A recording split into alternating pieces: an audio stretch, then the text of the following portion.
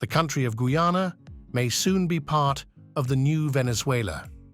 Venezuela has been readying itself to conquer Guyana and make it part of its nation for a while now. Tensions have been rising over the years and are now at the breaking point. Both sides of the government are preparing themselves for a full-on invasion, with Guyana trying to protect its lands from Venezuelan hands. But what is the reason behind Venezuela wanting to invade Guyana? Will Venezuela and Guyana actually break out into full-scale war? Let's find out. Venezuela and Guyana have had a long-standing history of strife with each other. This national turf war dates back to the 1500s, when the Dutch and the Spaniards arrived in South America. Venezuela and Guyana have had issues regarding the Essequibo region, which is located in Guyana. The later British colonies that came and settled in the region claimed the Essequibo region for themselves, while the Spanish claimed that the country of Venezuela extended to the west bank of the Essequibo River. The two countries finally submitted their tribute before a tribunal in Paris to decide who owned the Essequibo region. The 1899 Paris Arbitral Awards finally gave over 90% of the Essequibo to British-controlled Guyana at the time, and the rest, 10%, to Venezuela. But Venezuela renewed its claim to the land in the 1960s and stated that the Essequibo region rightfully belonged to them. The Essequibo region in Guyana has not lost any heat over the years, but has only gained more and more attention from both sides. When large oil deposits were discovered, the value of the region skyrocketed and the dispute for the land became even more strained. When Guyana granted drilling licenses over these disputed waters, the situation between the two states became even more strained. Nicolas Maduro, the autocratic leader of the Venezuelan state, had recently held a referendum asking the Venezuelan people whether or not they wanted the government to annex the Essequibo region and finally claim it for their own. While third-party reports state that the turnout for the voting was low, Maduro had reported to the people that the turnout in favor of the annexation was so great that it was absolutely necessary to move ahead with the plan. One of the major reasons that Venezuela is looking to annex Guyana at the moment is the aforementioned large deposits of oil that were discovered. Guyana had struck liquid gold when ExxonMobil discovered these reserves. It catapulted Guyana from not having any oil reserves to having the 17th biggest reserve on the planet. Guyana became an overnight celebrity in the geopolitical world, with every major nation wanting a slice of the Guyanese pie.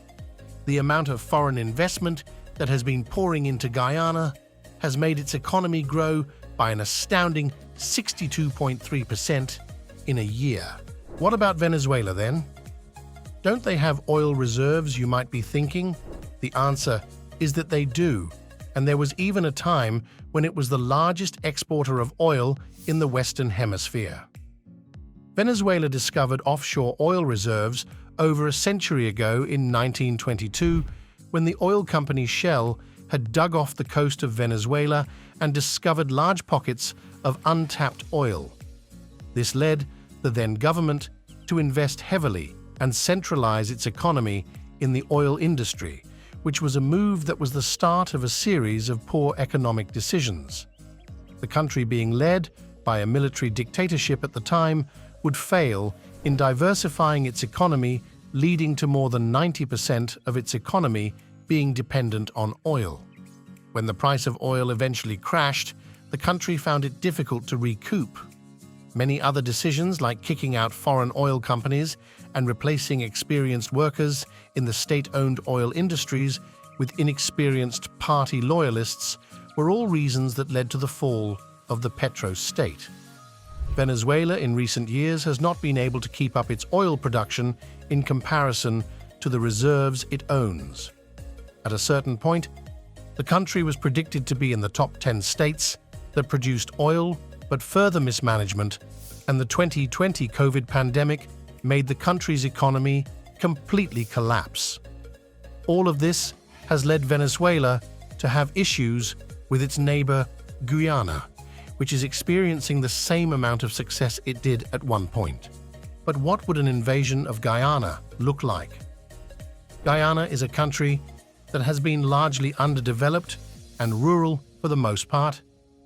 Guyana has only a small population of 800,000 people living in the country compared to the astounding 25 million people who live in Venezuela. Guyana only has a pitiful 5,000 personnel army, which isn't even big enough to guard its border against the staggering 138,000 troops that Venezuela has deployed. In terms of firepower, Guyana is sorely outmatched. The Guyanese army only has a few Soviet-era artillery units and no navy or air force to boast of. On the other hand, Venezuela has nearly 1 million paratroopers ready to deploy, along with several tanks, artillery, and even a few fighter jets. But Guyana is not alone in this fight. The very fact that companies like Chevron and ExxonMobil have taken an interest in the oil fields and begun drilling there gives the United States enough reason to come to Guyana's aid. A Venezuelan attack threatens these investments. Guyana currently ships most of its oil to the European Union and the American West Coast, which is helping the global economy to steer away from the Russian oil monopoly, bringing down global inflation and a reduction in oil prices. If the United States wants to make global inflation and oil prices go down, they have to be willing to ensure that the Guyanese state is protected, as it cannot afford to go through a war now.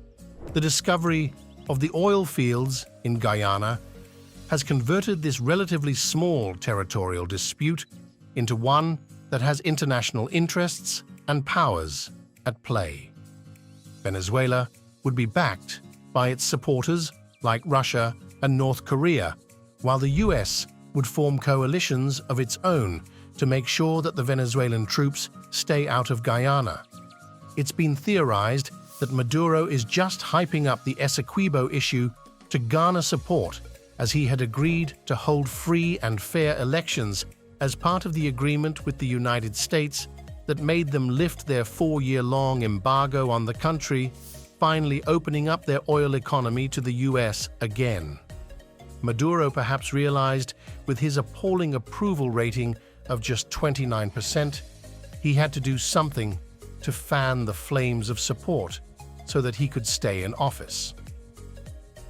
The Essequibo dispute is the perfect scapegoat for the situation. The autocrat is trying to play on those feelings of distaste the Venezuelan people have towards the Essequibo region to push his own agenda. But what he doesn't realize is that by threatening to annex a region in which the US is involved, he has made himself an enemy to the nation again after long negotiations to remove the embargo that had stifled his country's economy. Maduro's acts of releasing new state maps that show the Essequibo as a part of the Venezuelan state have definitely not helped Maduro stay in the good favor of the United States.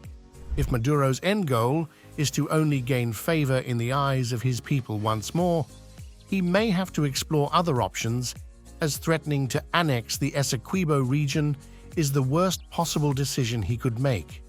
He may end up losing more support than he gets if he pulls his already struggling country into a full-fledged war. Venezuela, a country that once held a bright and promising future, has been brought down to its knees both economically and politically by the authoritarian regime of Maduro. The Guyanese, on the other hand, is an infant state which is starting to experience the first-ever economic boom since the start of the nation. The threat of war from Venezuela could bring a permanent stop to the investments that have been flooding into Guyana, which would effectively incapacitate its economy, as it has not had enough time to diversify its own economy from oil. Regardless, if Venezuela does decide to attack Guyana, the situation could escalate into one of the most complex wars Latin America has ever seen. If you have enjoyed this video where we explored the complex geopolitical situation unfolding in Venezuela and Guyana, Make sure to like this video and subscribe to the channel for more.